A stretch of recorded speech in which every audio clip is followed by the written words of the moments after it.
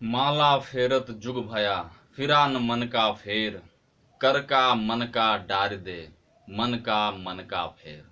नमस्कार साथियों, मैं श्याम सुंदर देव पांडे स्वागत करता हूं आप सभी का आपके अपने पसंदीदा YouTube channel SSDP math Gurukul में।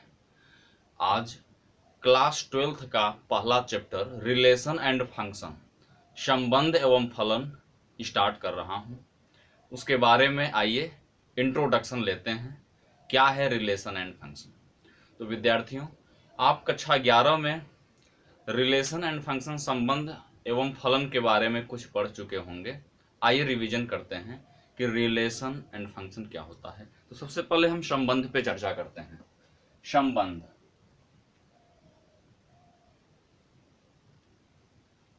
संबंध रिलेशन आर से प्रदर्शित करते हैं। जैसा कि नाम से स्पष्ट है, दो या दो से अधिक वस्तुओं, व्यक्तियों, संख्याओं के संयोग को हम संबंध कहते हैं। दो या दो से अधिक वस्तुएं या व्यक्ति जिस संयोग के माध्यम से, जिस कड़ी के माध्यम से जुड़े होते हैं, उस कड़ी का नाम ही संबंध कहलाता है, रिलेशन कहलाता है। जैसे दो व्यक्तियों का संबंध, दो व्यक्ति मान लेते हैं राम और Shyam.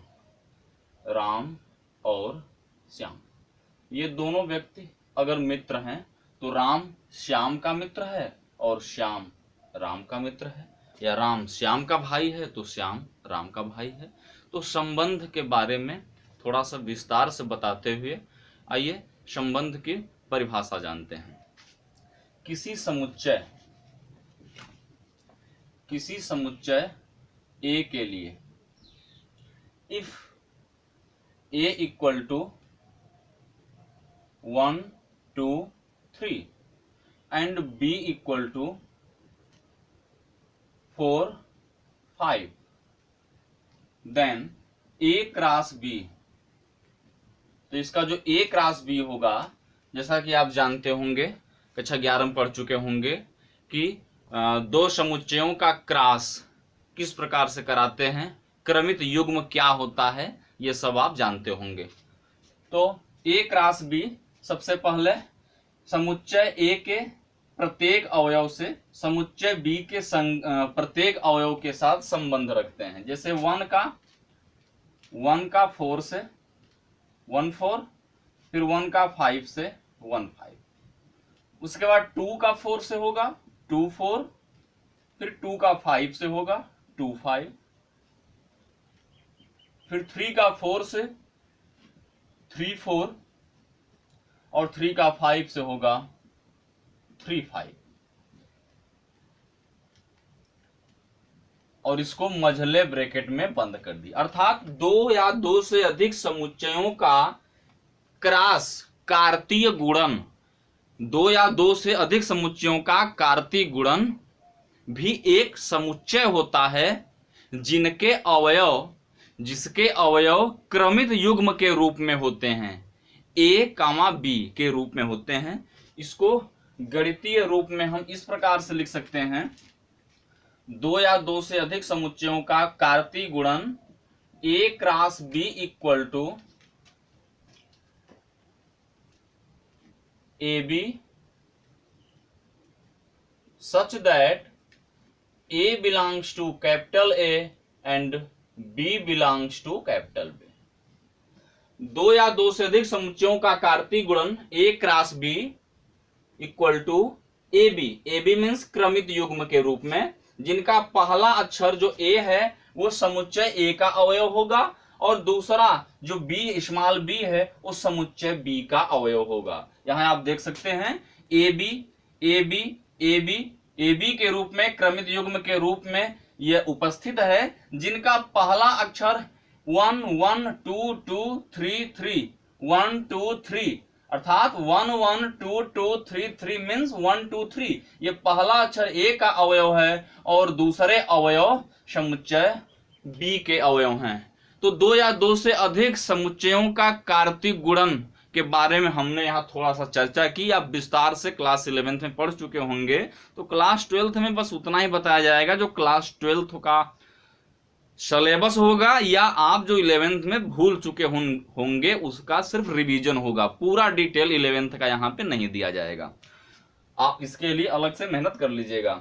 A cross B equal to AB such that A belongs to A and B belongs to capital B, ये दो समुच्चयों के कार्तीय गुणन का गणितीय रूप है, मतलब प्रतीकात्मक, इसको समुच्चय निर्माण विधि कहते हैं।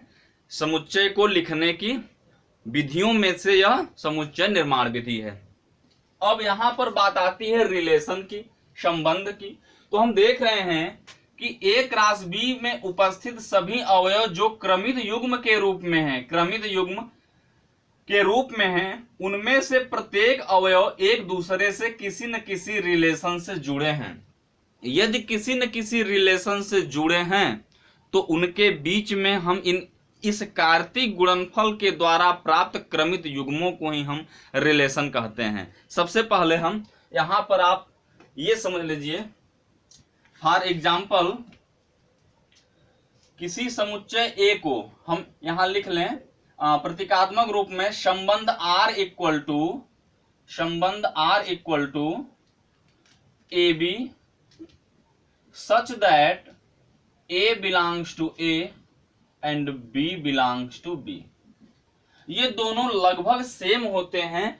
दो समुच्चयों के कार्तीय गुणन के द्वारा प्राप्त क्रमित युग्मों का समुच्चय में से ही जो एक निश्चित संबंध को दर्शाते हैं, एक निश्चित कंडीशन को मानते हैं, रूल को मानते हैं, एक निश्चित नियम का या कुछ खास नियमों का पालन करते हैं, सिर्फ वे ही क्रमित युग्म रिलेशन में आते हैं, अर्थात संबंध में आते हैं।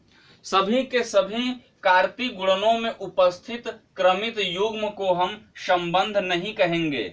इनमें से कुछ खास क्रमित युग्म ही ऐसे होंगे जो एक दूसरे से संबंध रखते होंगे, तो सिर्फ उन्हीं को हम संबंध के अंतर्गत रखते हैं। अब आइए थोड़ा सा इस पर नजर डालें कि इस चैप्टर से क्वेश्चन क्या क्या बन सकता है। तो क्वेश्चन ये बन सकता है कि निम्नलिखित में कौन सा संबंध है, अर्थात संबंध के प्रकार के बारे में पूछेगा। तो आइए संबंध के प्रकार की ओर ले चलें। संबंध के प्रकार,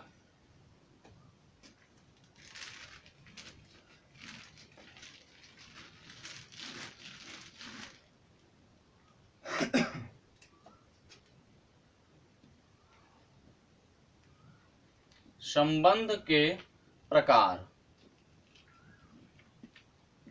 नंबर 1 हम यहां ले लेते हैं रिक्त संबंध। रिक्त संबंध, अब रिक्त संबंध क्या होगा, एक एग्जाम्पल लेते हैं। रिक्त संबंध में मान लेते हैं किसी क्लास के कुछ बच्चे हैं जिनमें केवल बालक ही हैं, बालिकाएं नहीं हैं। किसी क्लास में उपस्थित सभी बालकों के समुच्चयों में से किन्हीं दो बालकों को यदि हम ले लें और उन दोनों व्यक्तियों में हम ये कहें कि पहला व्यक्ति दूसरे व्यक्ति की बहन है। जी हाँ, दो व्यक्ति ले लेते हैं उन बालकों वाले क्लास में से कि पहला बालक दूसरे बालक की बहन है, जो कि असंभव है, ऐसा हो नहीं सकता, इसलिए यह रिक्त संबंध है। अर्थात R इक्वल टू 5 कुछ नहीं मिला। When जब R equal to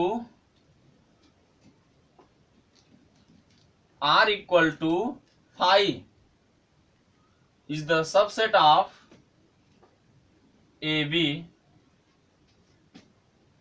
such that A belongs to capital A and B belongs to capital B। जब संबंध आपका फाई आया अर्थात रिक्त समुच्चय आया, तो ऐसी स्थिति में हम ये कहेंगे कि जो मेरे पास क्रमित युग्म A B हैं, दो बालक हैं, इन दोनों बालकों के बीच में बहन वाला संबंध यहां नहीं है, अर्थात R इक्वल टू 5 है। R इक्वल टू 5 यह रिक्त संबंध हो गया। दूसरा उदाहरण लेते हैं सार्वत्रिक संबंध। सार्वत्रिक संबंध R डैश इक्वल टू, इसमें हम ये कहें कि किसी क्लास के बच्चों या किसी एक ही क्लास के बालकों में से किन्हीं दो बालकों की ऊंचाइयों का अंतर हमेशा 3 मीटर से कम हो। ध्यान से सुनिए, दो बालकों की ऊंचाइयों, उनकी हाइट का डिफरेंस हमेशा 3 मीटर से कम हो, जो कि सत्य है। जो सदा सत्य हो वही सार्वत्रिक संबंध कहलाता है। तो ऐसे कंडीशन में यहां पर R equal to A B, where A belongs to capital A and B belongs to capital B।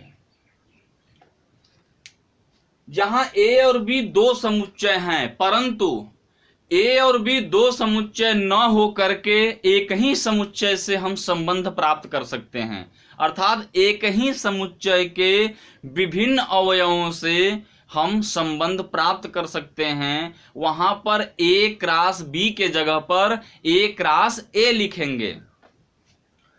आइए इस पर चर्चा करते हैं।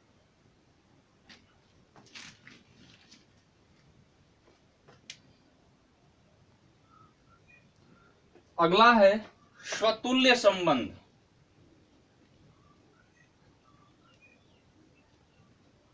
स्वतुल्य संबंध, रिफ्लेक्सिव रिलेशन, स्वतुल्य संबंध। जैसा कि नाम से स्पष्ट है, स्वतुल्य, अपने समान, स्वयं के समान। स्वतुल्य, किसी की तुलना दूसरे से न करके स्वयं से करें तो स्वयं से तुलना स्वयं की, अर्थात सर्वांग समान। तो आइए स्वतुल्य संबंध की परिभाषा देखते हैं। इसमें इफ किसी संबंध,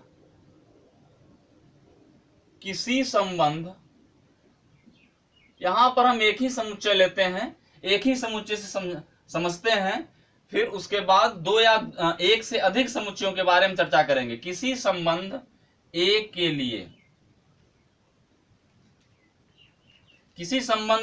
लिए यदि A, A belongs to R, यदि A, A belongs to R, अर्थात किसी समुच्चय के किन्हीं दो अवयवों के बीच में जो रिलेशन है वही रिलेशन, यहां A, बिलोंग्स टू R स्वतुल्य संबंध कहलाएगा। जो A का संबंध A से है वही A का संबंध स्वयं से है। इसको मैं थोड़ा सा समझाता हूं।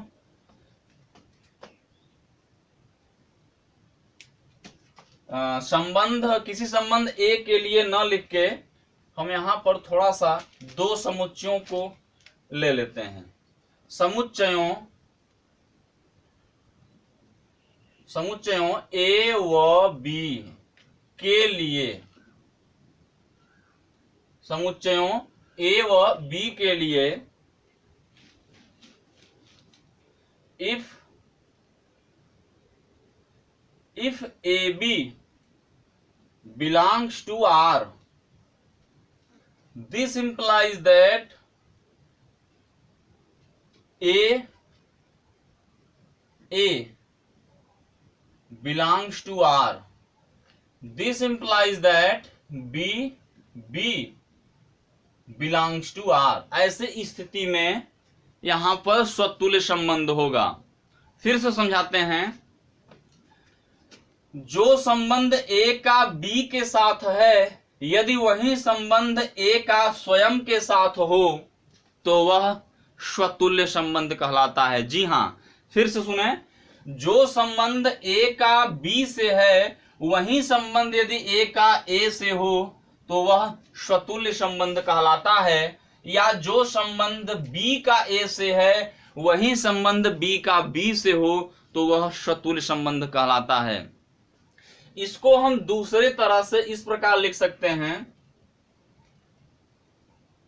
इफ A R B, ध्यान दीजिएगा इस ऊपर वाली लाइन को हम इस प्रकार से भी लिख सकते हैं, if A R B, A relation B, मतलब A का संबंध जो B से है equal to A R A, वही संबंध A का स्वयं से है, तो ऐसी स्थिति में हम यह स्वतुल्य संबंध होगा, यह स्वतुल्य संबंध होगा, यह स्वतुल्य संबंध है। इसके लिए एक एग्जाम्पल समझ लीजिए। फॉर एग्जाम्पल समतल में स्थित समांतर रेखाओं का समुच्चय। मान लीजिए समतल में स्थित दो समांतर रेखाएं हैं, समतल में स्थित दो समांतर रेखाएं हैं, तो यहां पर पहली रेखा को हम A माने, दूसरी रेखा को हम B माने, तो A और B ये कह रहा है कि A का रिलेशन B से क्या है, समांतर का। पहली रेखा दूसरी रेखा के समांतर है तो पहली रेखा स्वयं के भी तो समांतर होगी, कोई भी रेखा स्वयं के भी तो समांतर होगी। अगर A इक्वल B है तो A इक्वल A तो होगा, कोई भी अपने समान तो होगा ही। एक और एग्जांपल देते हैं, समतल में स्थित सर्वांगसम त्रिभुजों का समुच्चय, समतल में स्थित सर्वांगसम त्रिभुजों का समुच्चय। अगर ये दोनों त्रिभुज सर्वांगसम हैं तो पहला त्रिभुज जब दूसरे त्रिभुज के सर्वांगसम है, अर्थात A और B, A का B से रिलेशन है सर्वांगसम का, तो A का A से, A और A का A से वही तो रिलेशन होगा, वह स्वयं के भी तो सर्वांगसम होगा, अपने सभी अंगों के समान ही तो होगा, अर्थात यहाँ पर ये स्वतुल्य संबंध है। आशा करता हूं आपके समझ में आ रही होगी ये बात। यदि समझ में नहीं आ रही है तो आप मुझे कमेंट बॉक्स में कमेंट करें, मैं आपको फिर से समझाने का प्रयास करूंगा। अगले क्रम में चलते हैं। चौथा नंबर, सममित संबंध। सममित संबंध, सममित संबंध।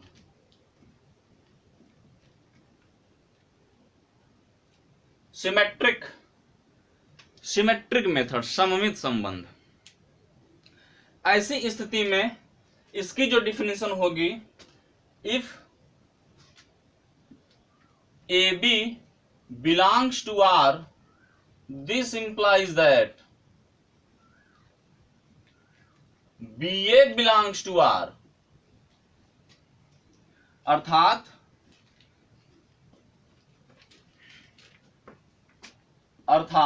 that is if A or B equal to B or A, A का संबंध जो B से है वही B का संबंध A से है, A का संबंध B से है वही B का संबंध A से है, तो ऐसी स्थिति में यह सममित संबंध कहलाता है, सममित संबंध कहलाता है, यह सममित संबंध है। इसका एग्जाम्पल ले लेते हैं। इसके एग्जाम्पल के लिए भी सबसे जोरदार यही एग्जाम्पल होगा जो भी स्वतुल्य संबंध का बताए थे। समतल में स्थित सर्वांगसम त्रिभुजों का एग्जाम्पल। अगर दो त्रिभुज, त्रिभुज A त्रिभुज B, त्रिभुज A त्रिभुज B, यदि पहला त्रिभुज दूसरे त्रिभुज के सर्वांगसम है, यदि पहला त्रिभुज दूसरे त्रिभुज के सर्वांगसम है तो दूसरा त्रिभुज भी पहले त्रिभुज के सर्वांगसम होगा। तो यहां हो गया ना कि इफ A और B इक्वल टू B और A, देन यह सममित संबंध है। तो यहां लिख देंगे समतल में स्थित सर्वांग सम त्रिभुजों का समुच्चय। समतल में स्थित सर्वांग सम त्रिभुजों का समुच्चय, इसका एग्जाम्पल है किसका? सममित संबंध का, स्वतुल्य संबंध का। अगले क्रम में चलते हैं, संक्रामक संबंध। संक्रामक संबंध, संक्रामक संबंध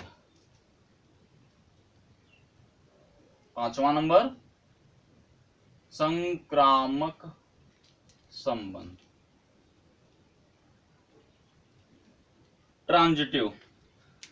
ट्रांजिटिव रिलेशन, संक्रामक संबंध। जी हाँ, अब संक्रामक संबंध किसे कहते हैं? यहां पर इसकी डिफिनेशन लिखेंगे, if AB belongs to R,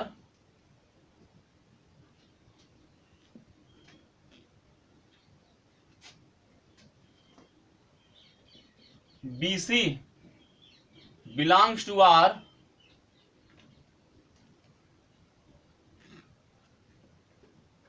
AC belongs to R। अर्थात यदि A का जो रिलेशन B से है और B का जो रिलेशन C से है, यदि वहीं A का भी रिलेशन C से हो जाए तो ऐसी स्थिति में यह संक्रामक संबंध कहलाता है।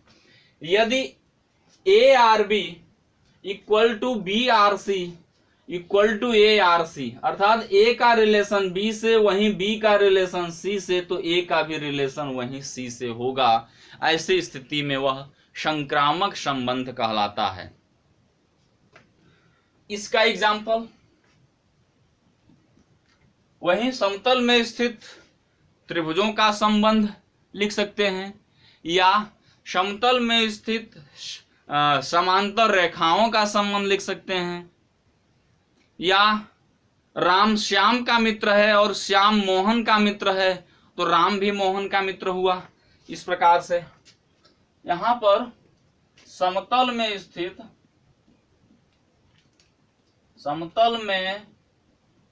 स्थित समांतर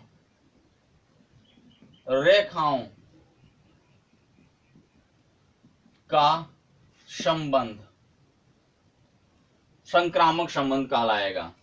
यदि दो या दो से अधिक रेखाएं, यदि पहली रेखा दूसरी रेखा के समांतर है और दूसरी रेखा तीसरी रेखा के समांतर है, तो ये पहली रेखा भी इस तीसरी रेखा के ही समांतर होगी।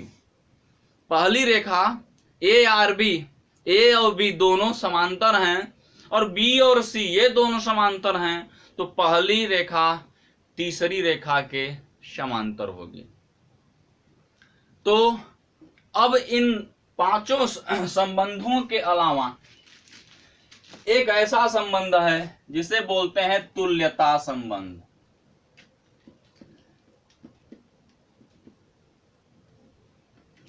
जी हाँ, तुल्यता संबंध के बारे में जान लें।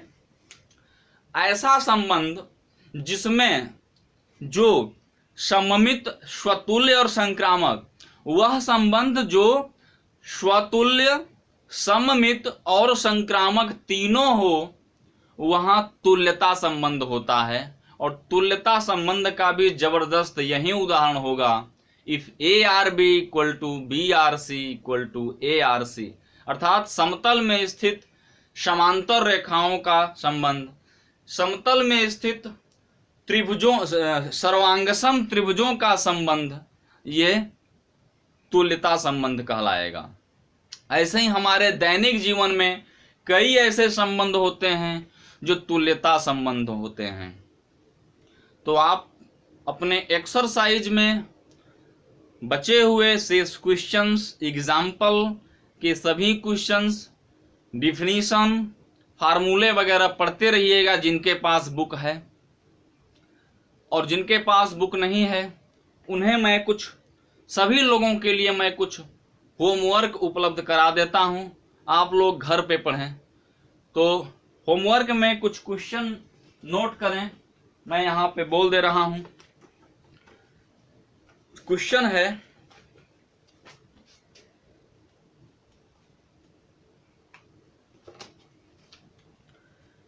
कि मान लीजिए कि ए किसी बालकों के स्कूल के सभी विद्यार्थियों का समुच्चय है। दर्शाइए कि R equal to A B such that A comma B की बहन है। द्वारा प्रदत्त संबंध एक रिक्त संबंध है। जी हाँ, इसमें यह कह रहा है, आप सभी होमवर्क नोट करें।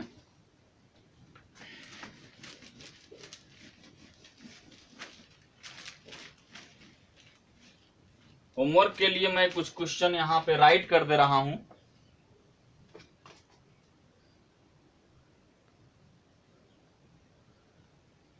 इसमें क्वेश्चन 1 है होमवर्क में, यदि टी किसी समतल में स्थित समस्त त्रिभुजों का एक समुच्चय है। समुच्चय टी में R equal to T1 T2 belong such that T1 T2 के सर्वांगसम है, एक संबंध है। सिद्ध कीजिए कि R एक तुल्यता संबंध है। जी हाँ, यहाँ कह रहा है कि टी ट्रियंगल किसी समतल में स्थित समस्त त्रिभुजों का एक समुच्चय है, जिसको टी से प्रदर्शित किया जा रहा है। उसमें समुच्चय टी में जो रिलेशन है T1 T2 अर्थात सभी त्रिभुजों में पहला त्रिभुज दूसरा त्रिभुज, इस प्रकार से ये रिलेशन है कि पहला त्रिभुज दूसरे त्रिभुज के सर्वांगसम है, T1 T2 के सर्वांगसम है, एक संबंध है। मतलब इस प्रकार से एक संबंध दिया गया है, तो सिद्ध करना है कि यहाँ जो संबंध R है वो एक तुल्यता संबंध है।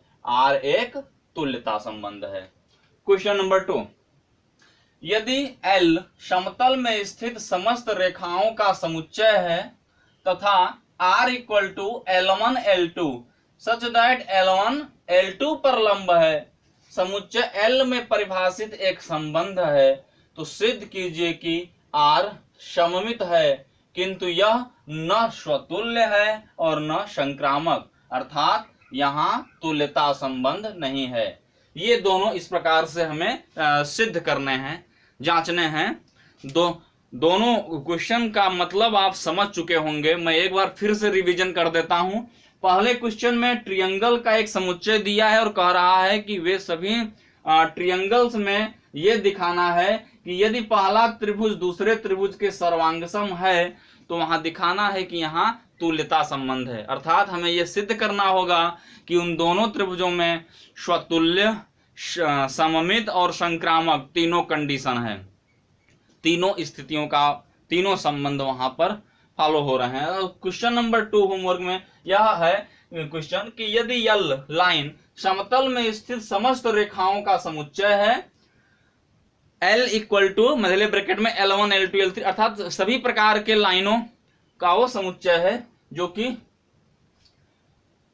R equal to L1 L2 इस प्रकार से क्रमित युग्म के रूप में है कि पहली रेखा दूसरे रेखा पर लंब है, L1 L2 पर लंब है। तो ऐसी स्थिति में जो समुच्चय L में परिभाषित यह संबंध दिया गया है, उस संबंध के द्वारा सिद्ध करना है कि R सममित है, किंतु न स्वतुल्य है और न ही संक्रामक। और जब तीनों कंडीशन यहां नहीं होगी तो यह सिद्ध हो जाएगा कि यहां तुल्यता संबंध नहीं है। आशा करता हूं आज के वीडियो में मेरे द्वारा दी गई ये जानकारी आपके समझ में आई होगी।